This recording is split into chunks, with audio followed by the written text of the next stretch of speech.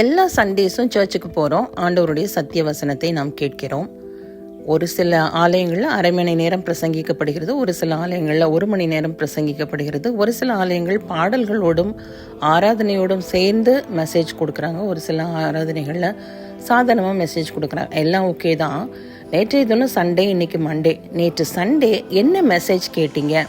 அது உங்களுக்கெல்லாம் ஏதாவது ஒரு மாற்றத்தை ஏற்படுத்தியிருக்குதா? ஒரு நிமிஷம் யோசித்து பாருங்களேன். நிறைய நேரம் நம்ம மெசேஜ் கேட்குறது எப்படி இருக்கும் தெரியுமா? we wanted to judge the preacher. யார் ப்ரீச் பண்ணுறாங்களோ அவங்கள அடிப்படையில் தான் நம்ம கான்சென்ட்ரேட் பண்ணுறதே இருக்கும். ஐயோ இன்னைக்கு இவரா, போரிங்காக இருக்கும் மெசேஜ், இவர் ரொம்ப நேரம் மெசேஜ் எடுப்பார். இப்படி ஒரு சில மைண்டில் நம்மளோட ப்ரீச்சரை குறித்து ஒரு சிந்தை. அண்ட் சிலர் அந்த மெசேஜை குறித்தே அதில் இது இப்படி சொல்லியிருக்கலாமே, அது அப்படி சொல்லியிருக்கலாமே, அப்படி அந்த மெசேஜை குறித்து ஒரு தாட் ப்ராசஸ் நமக்கு வருது. ஆக மொத்தம் அந்த மெசேஜ் உங்களுடைய இருதயத்தில் நல்ல விதையாக விதைக்கப்பட்டு அது 100-60 பலன் கொடுக்குதான்னு பார்க்கணும். அதுதான் முக்கியமே தவிர ஏதோ சடங்காச்சாரத்துக்காக ஆலயத்துக்கு செல்வதும் கேட்ட மெசேஜை கமெண்ட் அடிப்பதும் ஒரு உபயோகமே இல்லை. லூக்கா 4ஆம் அதிகாரத்தில் பார்க்குறோம். ஆண்டவருடைய சாட்சியை கேட்டே அங்கே உள்ள ஜனங்கள் என்ன சொன்னாங்கன்னா, முதல்ல ஒரு குரூப் என்ன பண்ணுறாங்கன்னா, அவருக்கு நற்சாட்சி கொடுத்து அவருடைய வாயிலிருந்து புறப்பட்ட கிருபையுள்ள வார்த்தைகளை குறித்து ஆச்சரியப்பட்டு, இவன் யோசேப்பின் குமாரன் அல்லவா என்றார்கள். ஒரு சிலர் ஆச்சரியப்படுறாங்க, ஒரு சிலர் இவன் நம்ம கிட்ட இருக்கிற அந்த தச்சன் யோசேப்பினுடைய குமாரன் தானே, இவனால எப்படி இவ்வளோ அழகா பேச முடியுது, இவ்வளோ ஞானத்தோடு பேச முடிகிறது?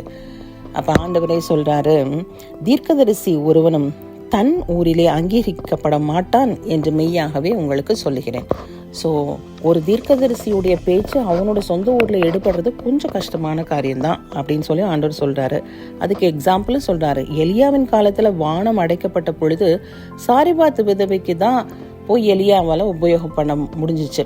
எலிசாவோட காலத்துலேயும் அப்படி தான். சீரியா தேசத்தானுக்கு தான் அவனுடைய குஷ்டரோகம் நீங்குவதற்கு உதவி செய்ய முடிந்தது. அதனால சொந்த ஊரில் தீர்க்கதரிசிகள் அங்கீகரிக்கப்படுவது கஷ்டம் அப்படின்னு சொல்லப்பட்டிருக்குது. டோட்டலாக என்னென்னா, நம்ம போகிற ஆலய ஆராதனைகளில் நம்ம கேட்கிற மெசேஜ் நமக்கு பிரயோஜனம் உண்டாகும்படி அதை மெடிடேட் பண்ணணுமே அல்லாமல் அதை ப்ரீச் பண்ணுறவங்களையும் அந்த மெசேஜையும் குறித்து நம்ம மெடிடேட் பண்ணக்கூடாது.